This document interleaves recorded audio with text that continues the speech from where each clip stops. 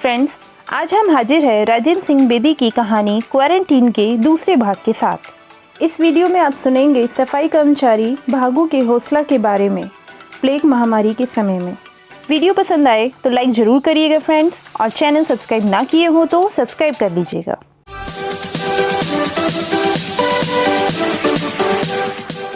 तो दोस्तों, अब सुनते हैं कहानी कमल की आवाज़ में। उन्हीं दिनों में विलियम भागू खाकरूब, जो नया नया ईसाई बना था और मेरी गली में सफाई का काम किया करता था, मेरे पास आया और बोला, बाबूजी, गजब हो गया। आज एम्बुलेंस मोहल्ले के करीब से 20 और 1 बीमार ले गई है। 21 एम्बुलेंस में?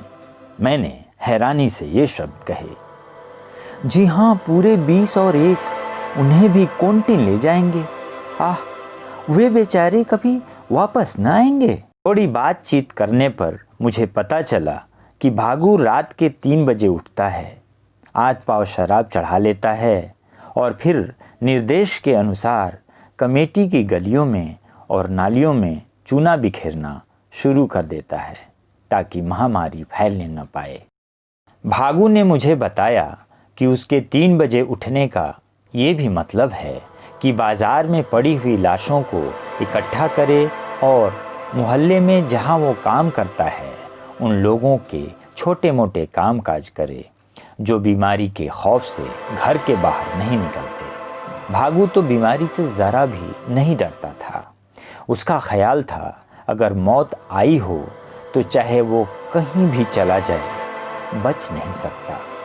उन दिनों जब कोई किसी के पास नहीं फटकता था, भागू सर और मुंह पर गमछा बांधे बिना डरे लोगों की सेवा कर रहा था। हालांकि उसकी जानकारी बड़ी सीमित थी, लेकिन अपने तजुर्बों से वो एक जानकार की तरह लोगों को बीमारी से बचने के तरीक़े बताता फिरता था। आम सफाई, चूना बिखेरने और घर से बाहर न निकलने की सलाह देता था। एक दिन मैंने उसे लोगों को ज़्यादा शराब पीने की सलाह देते हुए भी देखा। उस दिन जब वो मेरे पास आया तो मैंने पूछा, भागू, तुम्हें प्लेग से डर भी नहीं लगता? नहीं बाबूजी, मेरा बाल भी बांका नहीं होगा। आप इतने बड़े हकीम ठहरे, हजारों मरीज आपके हाथ से ठीक होकर गए, मगर जब मेरी बारी आएगी तो आपका भी दवा दारू कुछ असर नहीं करेगा। हाँ बाबूजी, आप बुरा न माने, मैं ठीक और साफ साफ कह रहा हूँ। और फिर बात को बदलते हुए बोला, कुछ क्वारंटीन की कहिए बाबूजी, क्वारंटीन की। वहाँ क्वारंटीन में हज़ारों मरीज़ आ गए हैं। हम जितना संभव हो सके उनका इलाज करते हैं, मगर कहाँ तक। मेरे साथ काम करने वाले लोग भी ज़्यादा देर मरीज़ों के पास रहने से घबराते हैं। डर के मारे उनके गले और होठ सूखे रहते हैं। फिर तुम्हारी तरह कोई मरीज़ के मुंह के साथ मुंह नहीं जा लगाता, न कोई तुम्हारी तरह इतनी जान लड़ाता है। भागू, भगवान तुम्हारा भला करे जो तुम इंसानों की इस तरह सेवा करते हो। भागू ने गर्दन झुका दी और गमछा के एक पल्लू को मुंह पर से हटाकर शराब के असर से लाल हो चुके चेहरे को दिखाते हुए बोला, बाबूजी, मैं किस लायक हूँ? मुझसे किसी का भला हो जाए, मेरा ये निकम्मातन किसी के काम आ जाए, इससे ज़्यादा अच्छी किस्मत और क्या हो सकती है? बाबूजी, बड़े पादरी लाबे जो हमारे मोहल्ले में अक्सर प्रचार के लिए आया करते हैं, कहते हैं ईसा मसीह यही सिखाते हैं कि बीमार की मदद में अपनी जान तक लड़ा दो। मैं समझता हूँ। मैंने भागू की हिम्मत को सराहना चाहा, मगर अपनी भावुकता को रोका। उसके आत्मविश्वास और व्यवहारिक ज़िंदगी को देखकर मेरे दिल में एक जज्बा पैदा हुआ।